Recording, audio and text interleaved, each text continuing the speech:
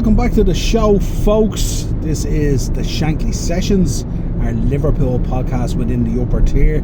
It's my first one back after a 2-week holiday in Orlando. I have to say, folks, I'm absolutely poleaxed. Going to Orlando to do a holiday is just non-stop 24/7. You literally need a holiday after it. But we had a great time, nice and relaxed, refreshed, ready to go. Just before we get into this match reaction to Newcastle versus Liverpool, go check out Anfield Road TV. I was on that last night for the instant match reaction with Spider and Nigel and Jack. A lot of fun on that podcast and stuff, I have to say. Always great fun and always good banter and a good mix of serious talk mixed in with a bit of fun and stuff. So go check out Anfield Road TV, Jack's channel, and Spider. It's absolutely class. Coming up this week, real busy content week, back right into it, of course. Tonight we're going to be doing the Monday mashup returns, going to be reviewing all the weekend's action, all the latest news. Tomorrow we're going to be doing a tribute show looking back at the career of Bray Wyatt, who sadly passed away last week, age 36. No age to be passing away, very, very sad. We're going to be doing on Wednesday a tribute show remembering Terry Funk, looking back at Terry Funk's career as well, the hardcore innovator, all that kind of great stuff. Terry Funk, what a wrestler, what an entertainer, a man who sacrificed probably so many of his life years to entertain wrestling fans. Thursday we're going to be doing Thursday Tier Talk, probably be on my own. Darren won't be available, he's still away on holidays, so we'll do Thursday Tier Talk, beat the bookie, latest news, predictions for the weekend, all that kind of good stuff. Friday I'll be doing a preview for Aston Villa game coming up at the weekend against Liverpool, and also on Friday night at 10 o'clock we'll be usually doing our countdown, last hour to deadline day. We'll be bringing you all the latest deals as they happen in the last hour. We'll also be taking a look back on what the Premier League clubs have done business wise, and we'll have a view on that. There might be a few people on, we'll see who we can get on for that. Bit of crack. Let's see what happens, let's see what deals can be done, especially my own club Liverpool. Hopefully we get a few deals across the line. We started off again, as we normally do, out of the blocks on the window with 2 good signings. Brought in Endo there as well to shore up that kind of 6th role with a bit of experience, but really haven't delivered on the rebuild anything like we thought it was going to be. So we'll take a look at that and we'll have a lot of discussion about that deadline day. Of course, Sunday after the match we'll be back with a match reaction, all the usual stuff. So you're talking about 7, maybe 8 podcasts this week. That's what will be going out. So make sure you're subscribing to the channel, hit the bell notification, of course, and of course drop a like on all the content. We really appreciate your support. Up over the 1,000 subs now, and all support's been great all summer. Content has been a lot of fun. Also been a lot of fun appearing on other channels as well, and having the crack, networking with other people and all that kind of stuff. Right, let's get into this match reaction. Interesting match reaction this. Newcastle 1, Liverpool 2. The goals coming from Anthony Gordon on 25. I have to say, it just, that link with Everton and stuff like that was the same last year. I got the same feeling off that Anthony Gordon goal that I did off. Remember the Richarlison goal? And then Jota went up and scored the winner. And I was just thinking, if we were to drop points to Anthony Gordon or Richarlison and stuff like that, it just sticks in you that little bit more, But on comes Darwin Núñez, Darwizzy, and he picks up 2 goals, practically identical finishes in the 81st and 90 plus 3 minutes. So Liverpool running out 2-1 winners, picking up a huge 3 points after being down to 10 men. That was badly needed.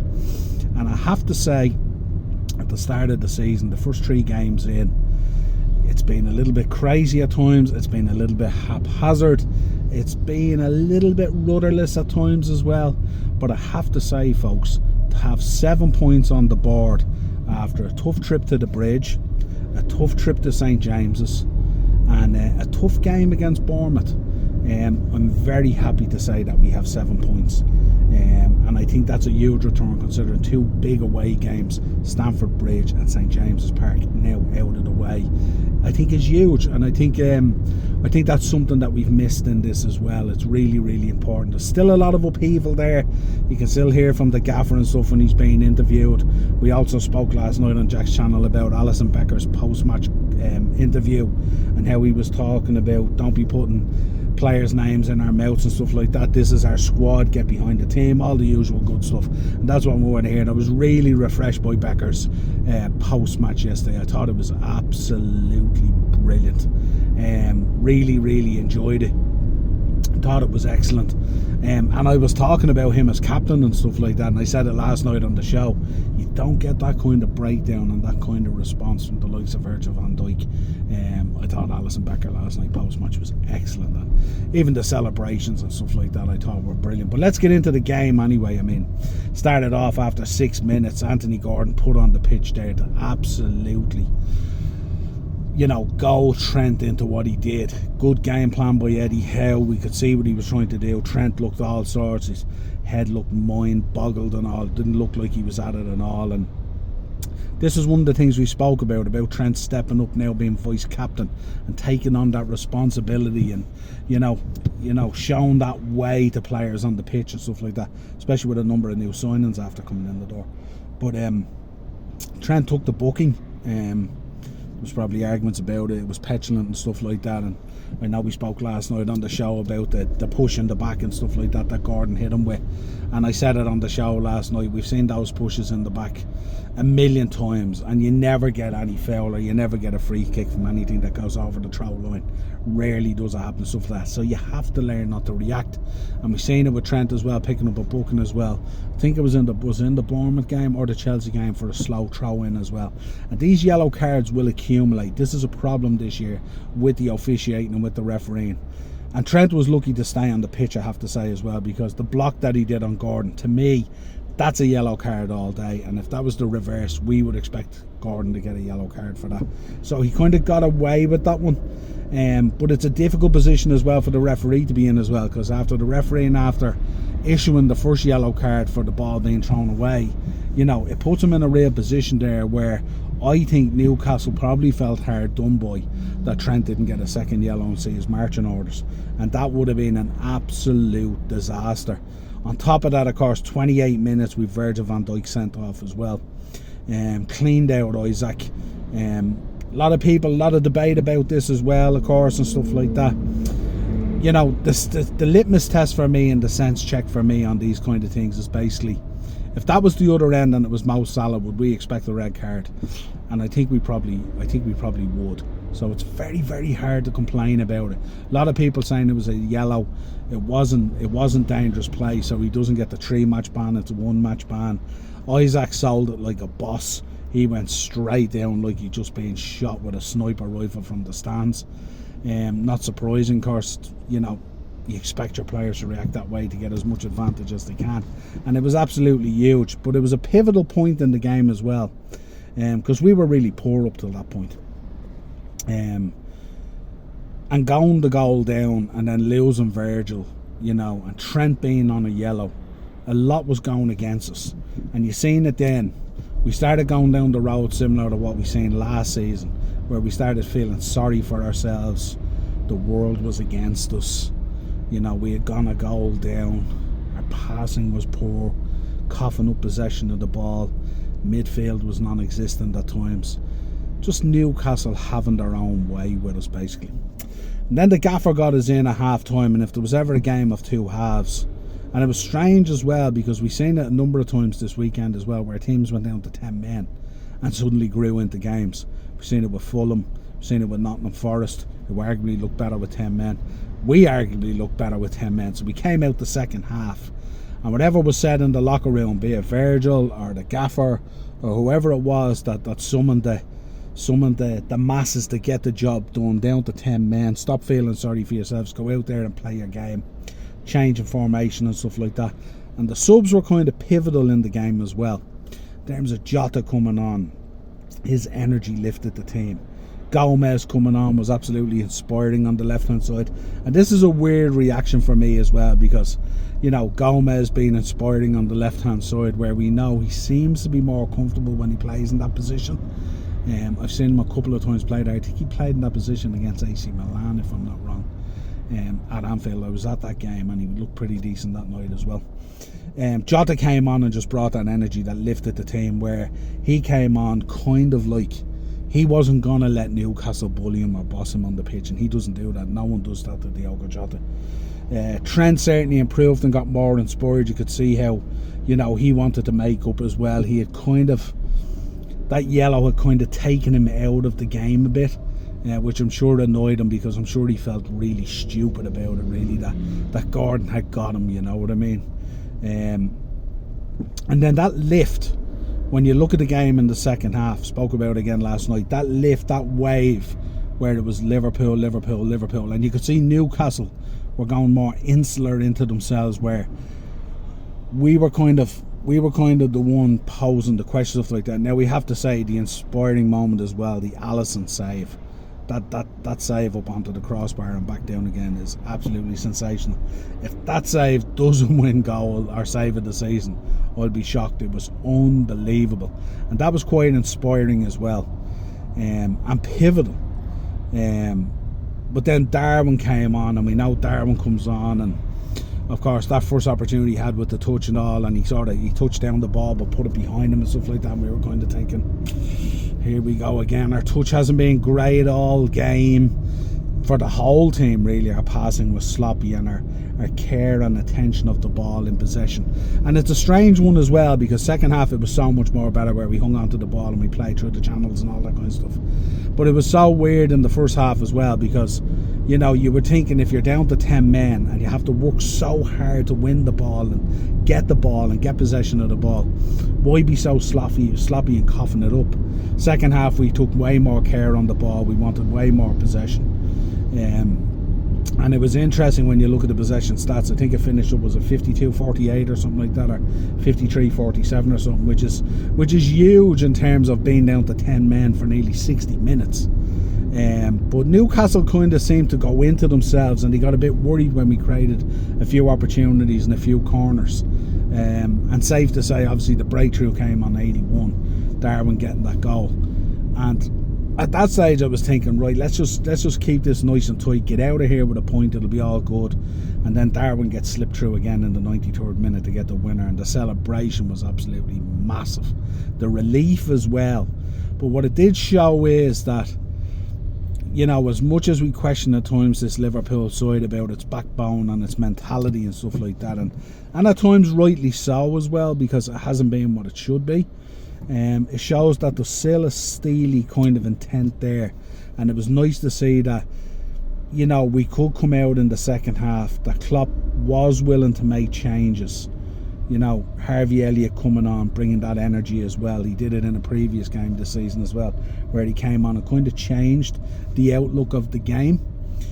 And I think to see the gaffer making those changes and the changes working and stuff like that, I think will be huge for us going forward, because what it shows is that when a change needs to be made, the gaffer doesn't shy away from the change and stuff like that, and that's kind of what we need to see. We've said it this year that he needs to be using more players. Talk about the boy Kwanzaa came on, I mentioned it. He did a great job on Callum Wilson when Callum Wilson came on as well. He's only a young lad, So it's great to see that as well, that those guys are around the squad, that if needed they can step up at quite a high level if needed and stuff like that. And to get out of there with 3 points yesterday was absolutely monumental, because even a draw and having kind of 5 points after 3 games, you're already then 4 points off City, which is a huge gap, and we're not even talking about title races or anything at the moment. It's way too early for that, but you have to keep within touching distance. And as I said at the start of this episode, to have 7 points after being at the bridge and at St James is absolutely massive. And Newcastle will be kicking themselves as well. I know a lot of their fans were talking last night about the substitutions, and they were questioning the substitutions of that. But I think if you go back and you look at the game, and especially the second half, Isaac had drifted totally out of the game. He wasn't having any impression on the game at all. He literally didn't do a whole lot in the game, with the exception of the Van Dijk sending off. So it wasn't a surprise that he was hooked. Tonali was a little bit more interesting insofar as, I think positionally for him, I think he likes to get forward. He's a forward-thinking players that I really, really like. But I think at times when you're trying to curb that wave of enthusiasm from Liverpool coming and giving them belief that there's something in the game for them. I'm not sure whether Tonali is that guy, because he wants to push forward all the time, and even push forward to the point where you kind of lose your shape and your formation. Really, he wants to play like a front player. So I think I wasn't surprised at him getting hooked off. Gordon, I was surprised at getting hooked off, because I still think he could have done a bit more housery maybe to get something to happen there and stuff like that. Taggart coming on for Botman was a tough one as well. Botman solid in there and stuff like that, and Dan Burn moving into the middle in the middle of defence was always going to be a problem with the boy Taggart on the left, I think it was always going to pose a problem. So he was shifting his deck around, but I think what Eddie was doing, especially then when that first goal went in, he was trying to shift the formation around to kill off. He was using the subs to try and kill off the momentum that Liverpool was building up on the pitch. So it was, and it's tough to do that as well. Tactically he was trying to do it, but the reality of what was happening didn't match tactically what he was trying to do. I don't necessarily think the subs were the wrong thing to do. I think I understood the idea of what Eddie Howe was trying to do.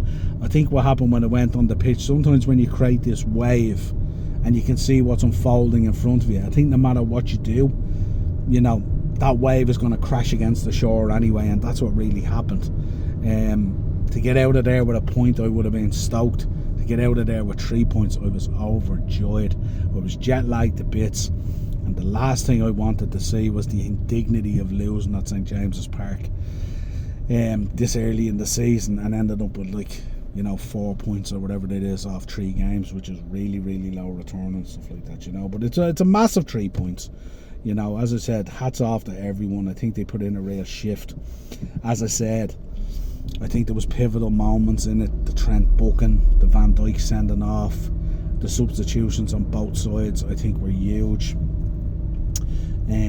But yeah, it was just, I think now we're looking into another week here now, and we've got Villa on the horizon now, which will pose a very different threat. Again, well coached, well schooled. Ultimately Virgil won't be there now, so it's going to be a kind of, not a makeshift back four, but someone's going to have to substitute in there. I think Joe Gomez has laid down a marker that he'd be happy to go in there on the left.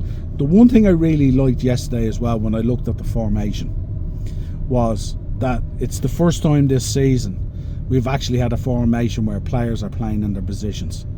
And I was quite enthusiastic about that, because I've said it in the first 2 games, where you're moving players around in the formation and they're not in their natural positions.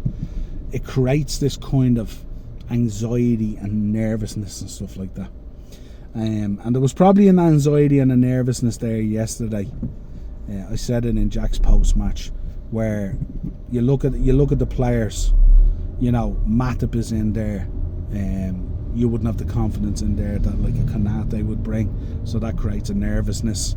Endo going in for his first time in the number 6 on a starting position will create a bit of nervousness.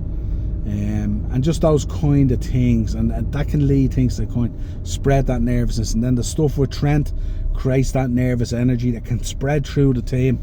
I thought Szoboszlai yesterday again was absolutely outstanding. He's going to be a huge star for Liverpool. Mac 10 was doing his thing, but it was encouraging yesterday to see that we had our back 5 the way we expect the back 5 to be. Maybe Trent inverting in a little bit, but Robbo was back on the left side. He needed to put in a big performance as well. He hasn't had a great start to the season. He's been well out of sorts, but I think he grew into the team and got a little bit better. But it was good to see that we had a number 6 on the pitch, and it was also good that Mac was in the 8 along with Szoboszlai, and that Gakpo was back into the 9. And I think that was really important yesterday. Now obviously the Trent booking and the Van Dijk sending off kind of hurt that a little bit in terms of what we wanted to do and stuff like that, and it kind of affected it a little bit. But we say this all the time, you have to put players in their natural positions where they're supposed to play. Putting Gakpo in midfield doesn't work. Putting McAllister in the 6 doesn't work. It makes us worse instead of better, and we've seen it in that crazy season where we were playing midfielders in defence when we had defenders and all sorts of stuff. It affects, if your plan is for McAllister and Szoboszlai to bring that energy in the midfield and creativity and stuff like that, lashing them back into the 6 or whatever it is just negates all that plan and it kills it off. So I was encouraged yesterday that the gaffer had sort of fixed up, because if you look at the first 2 games, we literally had 3 to 4 players playing out of position. And that's not a good look, and it's an easy look to coach against for quality Premier League managers. So that was very encouraging yesterday, and I hope that continues. I hope hopefully Joe Gomez, hopefully he probably retains his position on the left, with Virgil being out for a game, I think it is. It'll be interesting to see, does he start with Darwin Núñez against Aston Villa? I'm not too sure. I just don't know whether Jurgen Klopp is sold on Darwin Núñez. I'm just not too sure. And I don't know whether Darwin Núñez wants that kind of Divock Origi impact sort of sub kind of thing to come on and create moments. But certainly he's laid down a marker. I think Salah is yet to hit his stripes yesterday. I thought the assist was really, really good. But I don't think he's really hit his stride yet. He kind of looks off it. His touch on the ball isn't what it should be. His moving into position. A couple of balls yesterday he could have nicked that you would expect him to nick that he didn't. I'm not too sure whether it's a fitness thing. I'm not too sure if the Saudi stuff all week was kind of a distraction. I'm sure it would have been. Or what it is, I'm not too sure, but I just don't think he's on it the way we expect him to be on it at the moment. Small criticism, we know how good he is. But I just think there's 1 or 2 things there maybe going on, and he just needs to clear his head, knuckle down and get on with it really, But just small little things and stuff like that. But so far, 7 points, 3 games. Okay, we dropped 2 at the bridge. We can live with that. It's not an easy place to go.